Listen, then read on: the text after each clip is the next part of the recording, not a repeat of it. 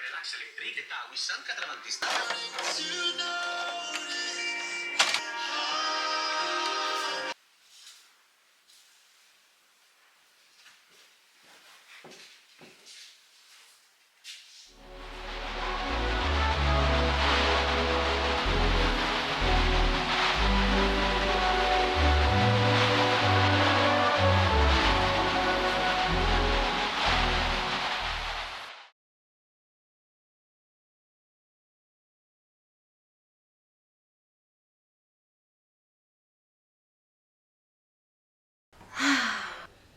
Hello tout le monde, j'espère que vous allez bien. Je me présente, je m'appelle Maëva Kelia, j'ai 25 ans, bientôt 26 et je suis votre hôte pour le podcast Ahava.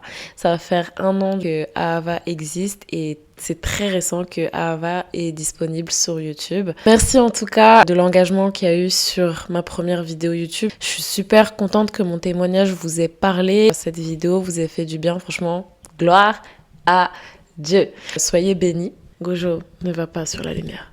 Viens. Pour l'épisode d'aujourd'hui, on va parler du péché. Dieu m'a inspirée pour traiter ce sujet, donc j'espère que ça va vous plaire. Déjà, on va commencer par quelques bases. Quoi, en fait, le péché? En regardant la définition du péché, le péché, c'est une transgression de la loi divine, un acte ou une pensée qui s'écarte de la volonté de Dieu, et ça peut être commis par ignorance, faiblesse ou tentation. La Bible, qu'est-ce qu'elle dit? Le péché, en fait, c'est la désobéissance, ce qui revient en fait d'une manière ou une autre à te faire du mal, toi, ou à faire du mal à ton prochain. Et quand je dis désobéissance, c'est bien sûr désobéissance à Dieu. Dans la Bible, tu vas voir, il y a le péché, mais il y a aussi l'iniquité. Et l'iniquité, c'est une forme beaucoup plus profonde du péché. On sait que c'est mal. Cette petite voix qui va nous dire, ouais, c'est mal, c'est pas mal ce que je fais là. Mais on va pas faire l'effort de se remettre en question par rapport à ça, donc de changer pour le mieux. Et ça, c'est l'iniquité. Et bien sûr, l'iniquité, ça fait du mal du coup, soit à toi, soit à ton prochain. Maintenant, par rapport à la création du péché, comment c'est venu? Qu'est-ce qui s'est passé? Si on retourne à la source, quand on regarde dans le chapitre 2 de la Genèse, donc la Genèse c'est le commencement, quand Dieu il a créé la terre et qu'il a créé un endroit pour l'homme, le jardin d'Éden, l'Éternel Dieu donna cet ordre à l'homme: tu pourras manger de tous les arbres du jardin, mais tu ne mangeras pas de l'arbre de la connaissance du bien et du mal, car le jour où tu en mangeras, tu mourras.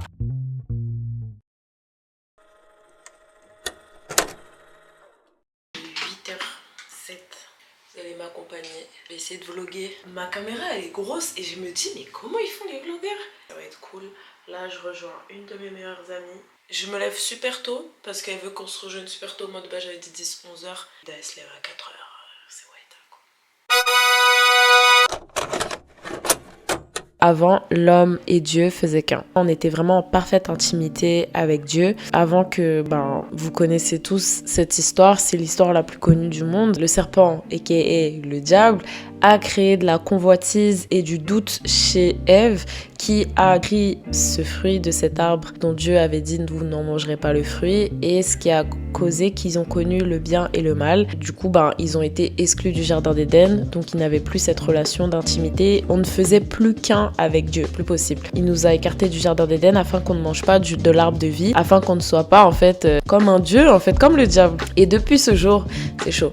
Dieu, en créant l'homme, lui a donné le libre arbitre et ça c'est vraiment une belle preuve d'amour. Dieu, parce qu'il nous aimait, a choisi de nous faire confiance là-dessus. Le problème c'est que l'homme a choisi délibérément de désobéir à la seule chose que Dieu avait interdit, qui était de ne pas manger du fruit de l'arbre interdit. C'est pour ça on peut pas dire que c'est Dieu qui a fait le mal ou c'est Dieu qui a fait le péché, parce que Dieu a créé l'homme et c'est nous hommes qui avons décidé de faire le mal en désobéissant tout simplement à Dieu. Lorsque les lois sont apparues, c'est dit concrètement que si on ne respecte pas toutes les lois et qu'on en transgresse une, on est maudit en fait, c'est la mort. En fait, les lois, elles confrontent l'homme à sa vraie nature qui est son état de pécheur tout simplement. Tous les premiers péchés en fait, ils sont dans la Genèse. Je tenais à dire les bases pour commencer cette vidéo. Quand tu regardes dans la Bible, tu te rends compte que le diable, il utilise toujours les mêmes techniques pour te faire tomber, il utilise toujours les mêmes vices pour nous mettre dans des cycles et faire en sorte qu'on soit bloqué, qu'on tourne en rond et qu'on gaspille en fait notre vie. Le diable, il connaît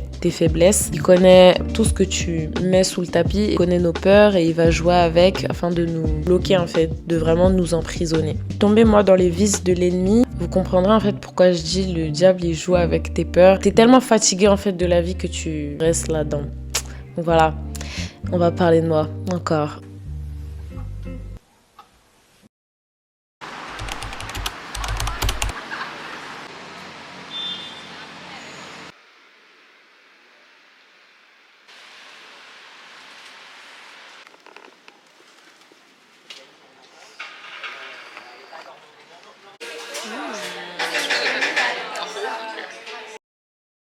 Mes faiblesses. Si jamais vous avez regardé l'épisode 1 dans Identité, vous connaissez à peu près mon témoignage. J'ai perdu mon père assez jeune et c'était vraiment une relation assez forte que j'avais avec mon papa. En fait, le fait d'avoir perdu ça, avec ma maman, en fait, c'était assez compliqué dans le sens où on communiquait pas. Donc pour communiquer l'amour et voir son amour, c'était assez différent. Il fallait que je m'adapte. Elle m'aimait, hein, bien sûr, et je l'aimais aussi, mais c'était vraiment différent. J'ai commencé à vouloir chercher l'amour, mais dans le mauvais sens. J'ai été exposée assez jeune à la sexualité et du coup, ayant un manque d'éducation là-dessus, tu te fais ta propre éducation et souvent, elle est biaisée, surtout quand t'en parles pas, quand tu gardes tout pour toi. Là, en fait, les faiblesses, elles ont commencé à arriver dans ma vie. Déjà, je voulais être aimé, le voir en fait vraiment en action et en mots, être validé de la part de ceux que j'aime, pas par n'importe qui, mais vraiment de la part des hommes que j'aimais. Et il y a aussi la société avec les séries, les publicités, tout ça, qui va te faire croire que en fait pour être une meuf cool au vu des hommes, il faut que tu t'habilles d'une certaine manière et que tu aies un certain comportement. Ce qui a créé en moi cette logique qui est complètement débile. Le truc, moi, c'était, ok, si je donne mon corps, forcément, je vais être aimée parce que la personne en face de moi va aimer ce moment. Et du coup, je vais être validée. Donc, il va m'aimer. Voilà la logique qu'il ne faut pas avoir. C'est une logique qui détruit l'âme, qui détruit l'esprit, qui détruit ta relation avec Dieu. Ne faites pas ça. Le problème, c'est que vu que t'en parles pas parce que c'est des sujets tabous et que t'as pas d'éducation forcément là-dessus, on t'éduque à l'école dans le sens se protéger face à ces événements, tu vois, mais on t'éduque pas sur comment ton corps est précieux. On ne dit pas assez aux jeunes, en tout cas à mon époque, je sais pas si aujourd'hui ça a changé, t'es une perle, il faut pas que tu donnes ton corps à n'importe qui, il faut avoir vraiment de l'amour propre et si demain tu donnes ton corps, c'est dans un certain contexte à une personne qui le mérite, tu vois, mais pas le mériter parce qu'elle a fait quelque chose de bien pour toi, non, sinon, oula. À mon avis, c'est dans le contexte d'un mariage, mais pas à n'importe qui. Malheureusement, manque d'éducation à ce niveau-là, donc tu fais tes conclusions toute seule, donc tu tombes facilement dans le vice, en fait, du diable. Ce péché, il m'a beaucoup amené à mentir parce que justement, je voulais garder cette bonne image. Je voulais pas qu'on me juge parce que tabou, déjà dans ta famille, c'est tabou aussi avec tes amis, c'est tabou à l'église aussi.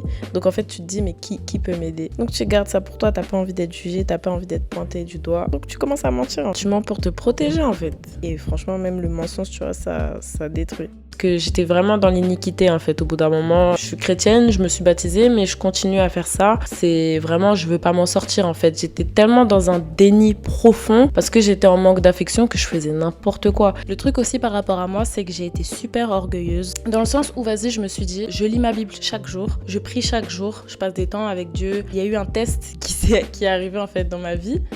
Et je suis tombée la tête la première dedans. C'est pas comme si j'avais eu parole de mes amis par rapport à ça, de me dire faire attention. Comment vous dire? Le Saint-Esprit, en fait, souvent, il va te dire, ok, fais pas ça, fais pas ci. Il y a un verset qui dit, n'éteignez pas le Saint-Esprit.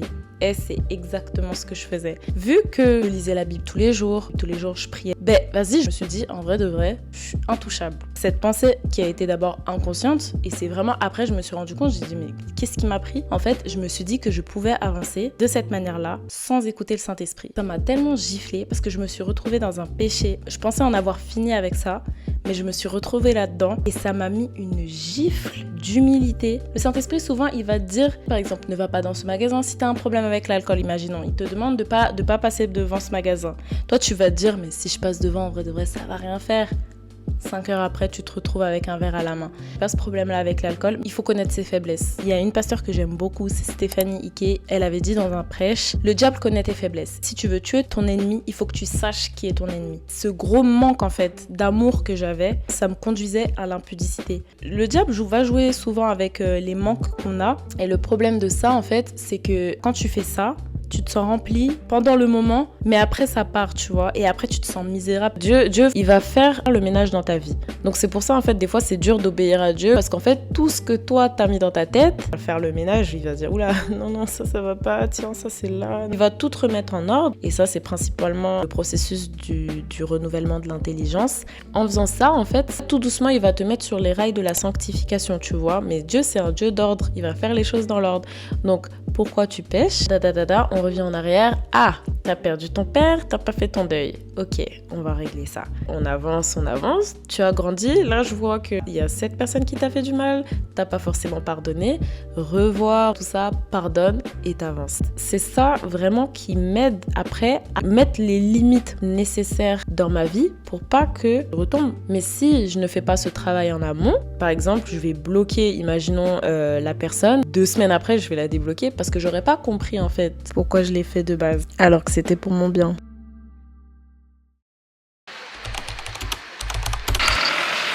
Ça, c'est mon amie. Elle va conduire la batte. Mais ouais, regardez. Je suis trop fière. Dans la rue, vous ne pouvez pas voir, mais sachez que tout le monde nous regarde.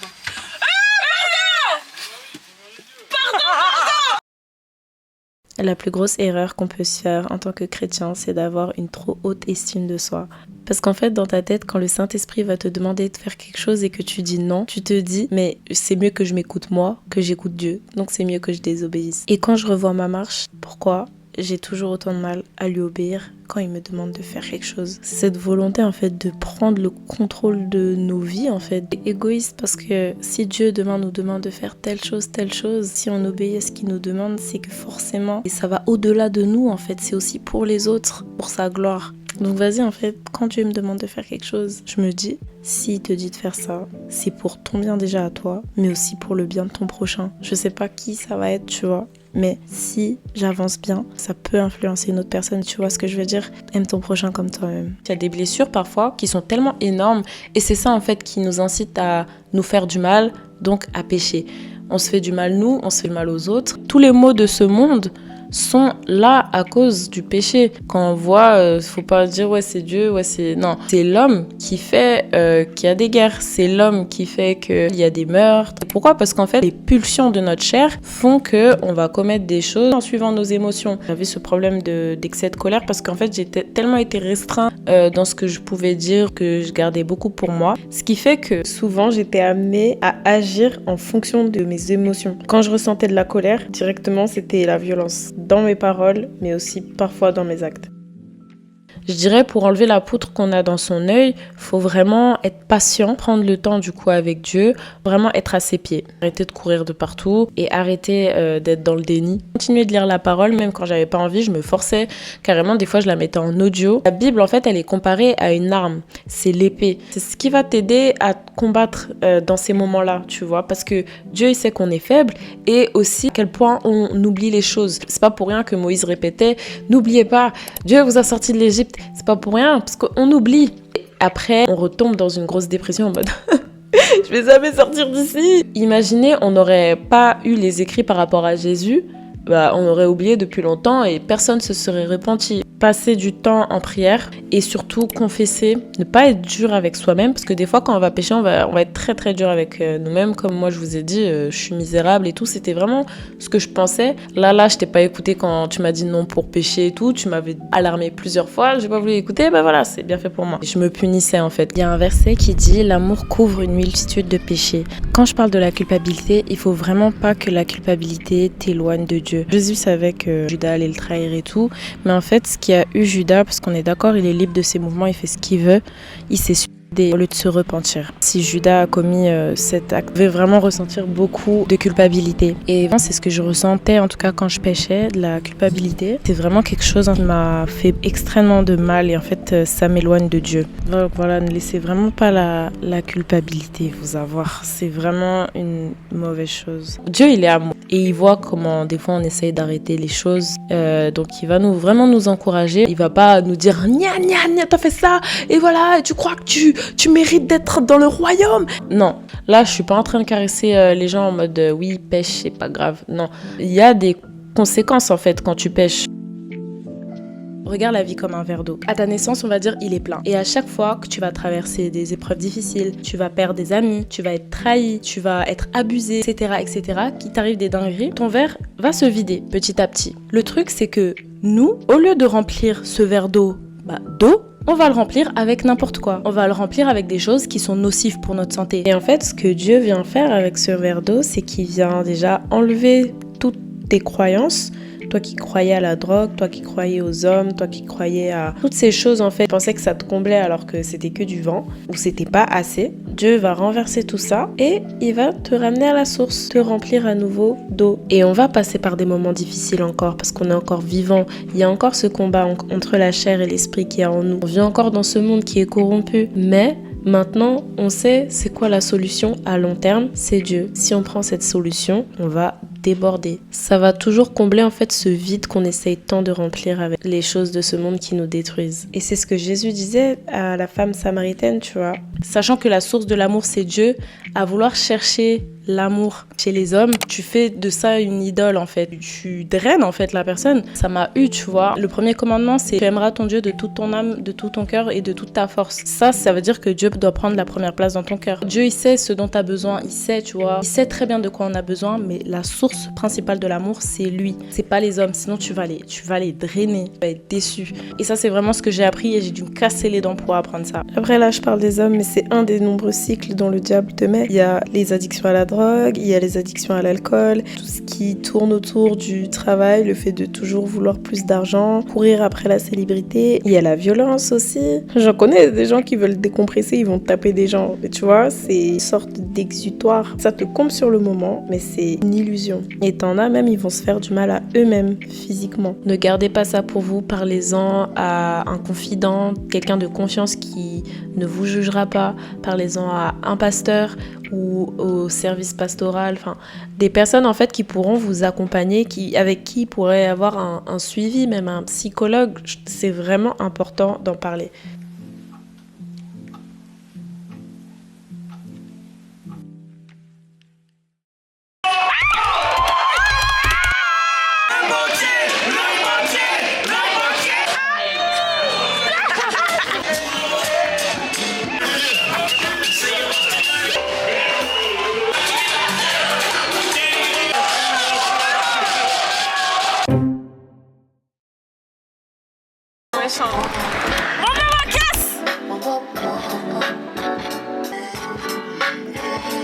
Voilà, j'ai gardé mon identité secrète parce que c'est un peu tous les jours pas facile et c'est surtout une question de stabilité.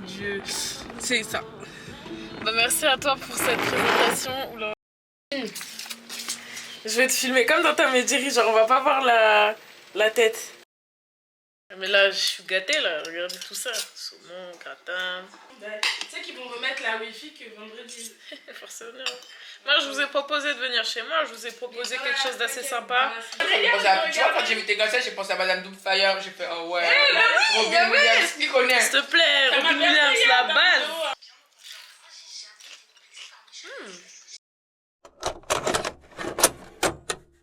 Comment réagir avec les autres face au péché? Je vais simplement parler de moi, comment j'aurais aimé être reçue et par rapport à la parole. Je vous recommande d'éviter de juger. Quand je me fais juger, j'ai tellement fermé ma bouche comme ça là et je me dis qu'est-ce qui m'a pris? Pourquoi je l'ai dit? Là j'ai honte, j'aurais jamais dû le dire. Faut vraiment être amour. et pas condamner. Jésus, à cette femme adultère, il y avait les pharisiens qui commençaient à jeter des pierres sur elle et Jésus, il est arrivé, il a dit que celui qui n'a jamais commis de péché jette la première pierre. Il n'y a personne qui a lancé la pierre.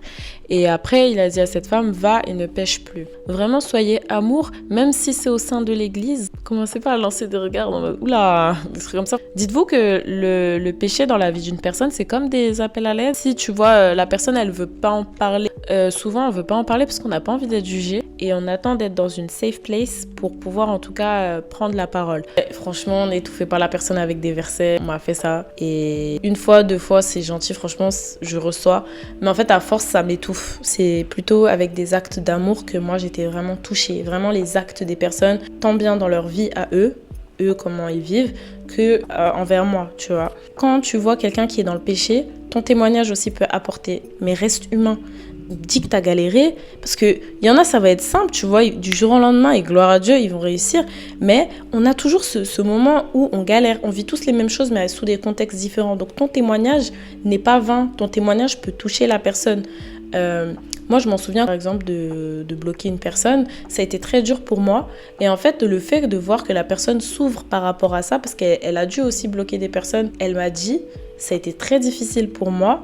Et franchement, j'ai pleuré, tu vois. Et elle m'a dit ça. Le fait d'avoir cette vision humaine, je me suis dit, mais en vrai, c'est pas facile, certes, mais ça lui a vraiment rendu service. Et tu vois, ça m'a aidé après dans ma démarche.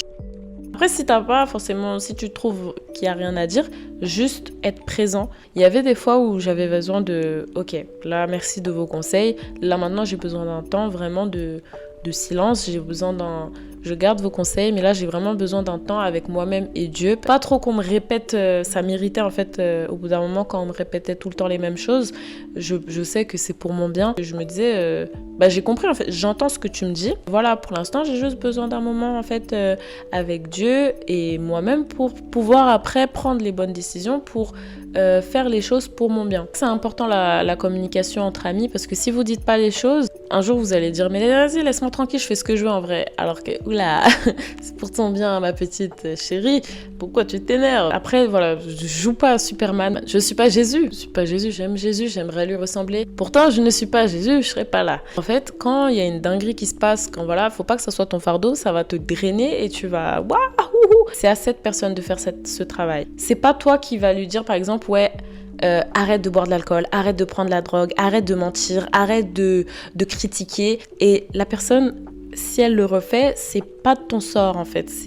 Elle est venue se confier pour recevoir tes conseils. Il faut juste que tu sois présent. Le reste, c'est Dieu qui va faire. C'est Dieu qui va faire que demain, elle s'en sortira avec ce péché-là. Mais c'est pas toi, Spider-Man ou Superman, je sais pas, qui va faire en sorte que la personne va s'en sortir. Sinon, en fait, tu vas perdre ton énergie dans ça. En fait, il faut vraiment que tu dises que cette personne, elle a besoin de temps. En tout cas, moi, c'est ce que j'ai aimé pour moi, qu'on soit patient. C'est pour ça, j'aime bien déposer à ses pieds, déjà moi, mes fardeaux, mais aussi ceux des autres. Je vais être présente pour la personne, je vais être amour, lui tendre la main, l'édifier, essayer de donner les conseils que je peux, tout ça. Mais après, parce que si la personne, en fait, elle ne fait pas ce que tu dis, tu vas être frustré, ça va t'énerver et ça va commencer à créer de la friction. Parce que la personne, elle va s'énerver que tu t'énerves, elle va dire, mais en vrai, c'est moi qui suis dans ce péché, c'est moi qui galère, c'est moi qui en souffre. Pourquoi tu commences à t'énerver?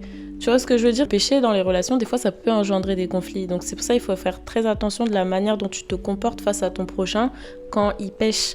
Parce que déjà que la personne qui pêche, elle est tendue de faire ça. Si tu es trop sur son dos à vouloir faire le Jésus, elle va péter un câble. Personne, elle demande juste à être comprise. C'est bien aussi des fois de réveiller la personne. Là, tu vas trop loin. Regarde, est-ce que tu vois pas que tu es en train de foncer dans un mur? En fait, c'est important d'avoir des discours comme ça, mais pas tout le temps.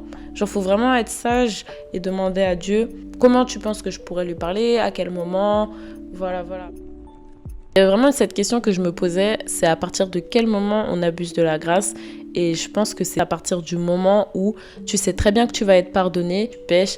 Au lieu de te battre pour enlever ça, tu le traites. Il y a un pasteur, Anthony Philippe, je l'aime trop, il dit tu le traites en fait comme ton animal de compagnie. Et non, faut pas faire ça. Le pasteur que je viens de citer, Anthony Philippe, il est très catégorique sur le péché. Et je trouve qu'il a raison. Il a dit faut que vous appreniez à détester le péché en fait. Que vous aimiez les choses que Dieu affectionne, mais que vous détestiez le péché. Si tu le fais de toi-même, tu n'y arriveras pas. C'est pour ça que j'aimerais parler de Jésus et du Saint-Esprit.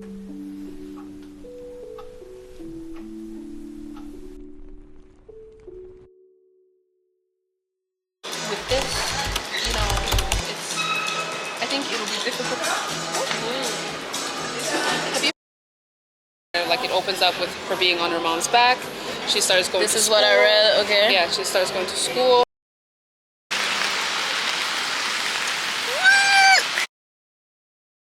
Il y a plus de 2000 ans, Jésus, qui veut dire Dieu sauve, est venu sur la terre avec un but, était de nous sauver de la mort que produisait le péché et de nous réconcilier avec le Père. Je m'explique. Si on repart encore un peu plus loin dans le temps, je vous ai expliqué tout à l'heure la Genèse, quand ce péché a été commis et qu'on a eu la connaissance du bien et du mal, on a été séparés de Dieu. Ça, c'est la mort spirituelle. Suite à ça, en fait, on a eu les lois. Et la loi, quand tu regardes bien, révèle le péché. Dans le sens où, toi, toute la volonté que tu vas y mettre, tu vas toujours être confronté au péché. Vu qu'on vient de Adam et d'Ève, on a tous en nous cette nature pécheresse. Donc, de faire le mal à autrui et à nous-mêmes. De quelconque manière. La loi nous montre en fait nos limites à nous en tant qu'hommes. C'est-à-dire qu'elle nous montre notre vraie nature. Elle nous montre à quel point nos cœurs sont corrompus. Avant, quand tu commettais un péché, donc quand tu n'obéissais pas par exemple à la loi, pour être lavé de tes péchés, vois ça comme un compteur, on va dire, il fallait que tu prennes un animal et que tu l'offres à Dieu en sacrifice. Et en fait, Jésus, on pourrait croire qu'il est que dans le Nouveau Testament, mais en fait, il se trouve aussi dans l'Ancien Testament. Il y a beaucoup de préfigurations de Jésus, comme par exemple celle que je viens de vous dire là. Ça, c'est une préfiguration de Jésus. Sachant que ce que Jésus a fait à la croix, c'est éternel. C'est le sacrifice ultime en fait, alors qu'avant, il fallait tout le temps sacrifier à chaque fois que tu commettais un péché, afin d'être purifié, lavé de tes péchés, c'est-à-dire être pardonné. T'as des préfigurations aussi dans tous les livres. Si tu veux un autre exemple, t'as aussi dans Exode, quand il y avait les fléaux, quand le peuple d'Israël était sous l'esclavage en Égypte, que Dieu voulait libérer le peuple d'Israël. À un moment, dans un des fléaux, Dieu a demandé à Moïse que chacun prenne un agneau mâle sans défaut et mette son sang sur les portes. Et en fait, les personnes qui faisaient ça étaient protégées de la mort. Dans la nuit, tous ceux qui n'avaient pas ce sang sur ses portes mouraient, tandis que ceux qui l'avaient restaient en vie. Et ça aussi, c'est une préfiguration dans le sang qui a coulé à la croix de Jésus. Ce sang-là nous permet d'éviter le jugement de Dieu, jugement qui conduit à la mort. C'est pour ça que Jésus est mort à la croix.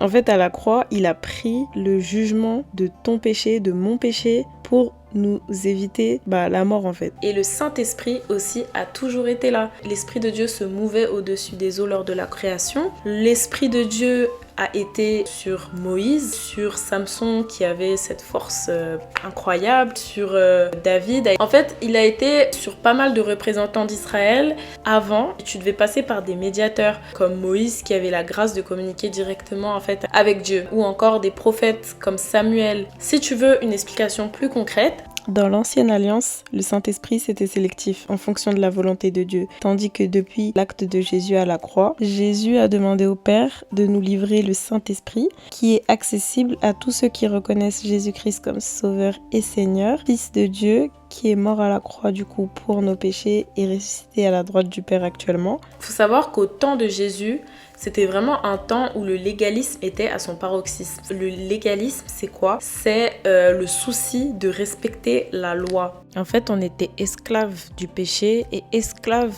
souvent pour certains des traditions. Le problème de ça, c'est qu'on oubliait assez vite à cause de l'orgueil et du légalisme, le premier commandement qui est « Tu aimeras l'Éternel ton Dieu de tout ton cœur, de toute ton âme et de toute ta force » et le second qui est « Aime ton prochain comme toi-même ».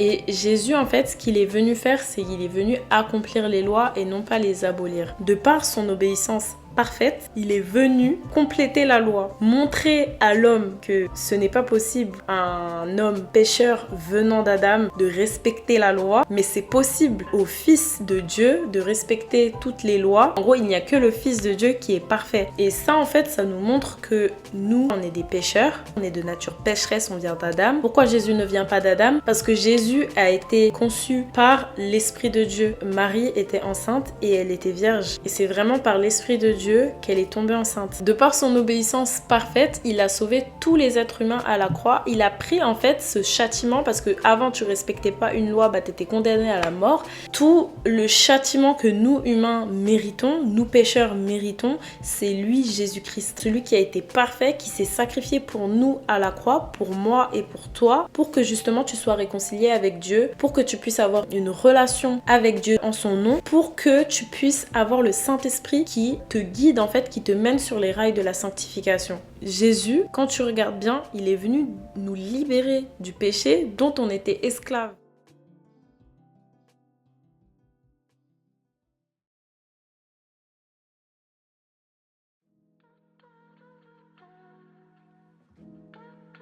Tout à l'heure je parlais de l'impudicité. T'as des gens par exemple qui vont être esclaves de ça, tu vois ce que je veux dire, parce qu'ils n'ont plus aucun contrôle. T'as des gens ils vont être esclaves de rechercher l'argent en permanence. T'as des gens ils vont être esclaves du commérage. T'as des gens ils vont être esclaves de tout un tas de choses. Pourquoi? Parce qu'on laissait le péché prendre cette place d'autorité en nous, et en fait sans qu'on s'en rende compte, tous ces péchés là ça nous bouffe notre vie. Le péché, c'est ça qui cause notre mal-être en fait. Tu te mets en tête que les mal-être que tu vis dans ce monde sont principalement à cause du péché d'autrui ou de toi-même. Et ce que Jésus nous dit dans ses enseignements, c'est que l'amour couvre une multitude de péchés. Si tu prends une marche d'amour dans ta vie, donc d'amour propre et aussi d'amour pour ton frère, ta sœur, ton prochain, même l'inconnu que tu croises dans la rue, on irait tellement mieux. Et ok, parfois c'est dur parce qu'on vit dans le péché, c'est notre quotidien. C'est pour ça que Jésus nous dit, porte ta croix. Celui qui voudra sauver sa vie la perdra, et celui qui la perdra pour l'amour la trouvera.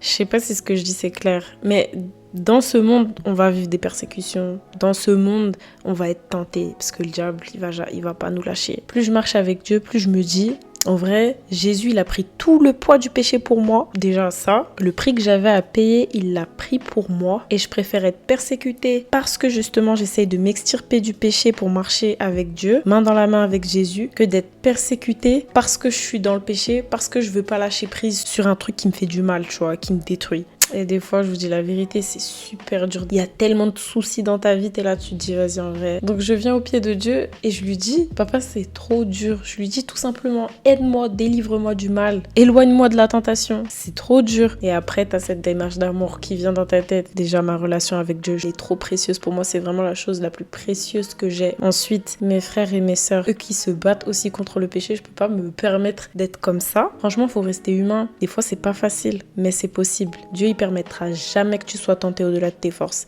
Et quand tu passes cette épreuve, t'es encore plus fortifié.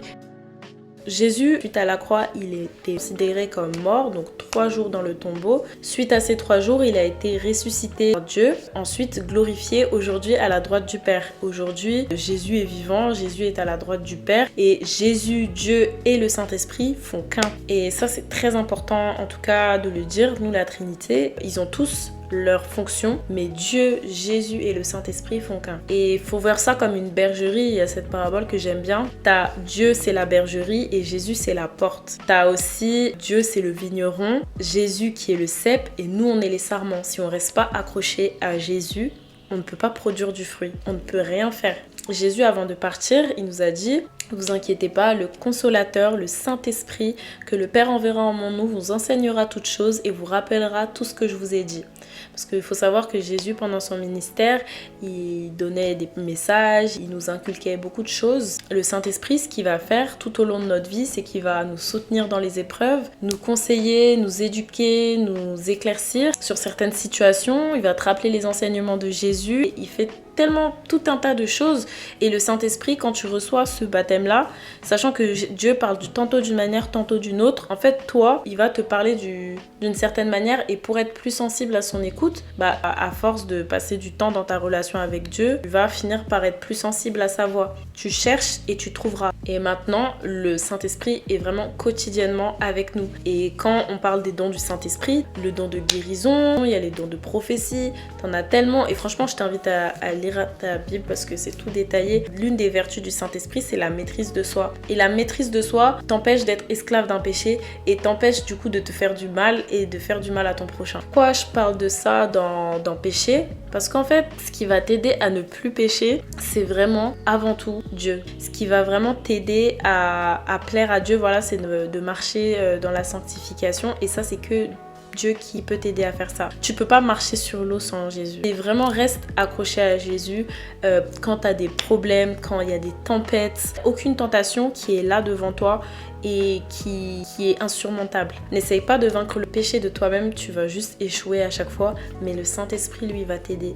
Et ça peut prendre un temps, ou parfois c'est rapide, mais moi par exemple, il y a tout un travail qui a eu lieu, un travail d'introspection. Dieu m'a ramené dans le passé, il y a telle choses qui sont ancrées en fait dans ton éducation, ou même de par les choses que tu as consommées extérieures, que ce soit la musique, les films ou autres, des choses de ce monde qui sont ancrées en toi. Avec moi, tu verras, on va briser ça et c'est ça qui va t'aider du coup à marcher sur le chemin de la sanctification et à plaire à Dieu. Et vraiment, à partir du moment où tu mets Dieu à la première place dans ton cœur, même si c'est compliqué, en fait, c'est pour le mieux, on va dire. C'est soit la vie, soit la mort. Vu que tu es le temple du Saint-Esprit, c'est soit Dieu, soit le diable. Et le diable ne peut pas cohabiter avec Dieu. Donc il faut faire un choix. Et la vie, elle est remplie de choix. Et moi, je t'invite vraiment à prendre le choix de la vie.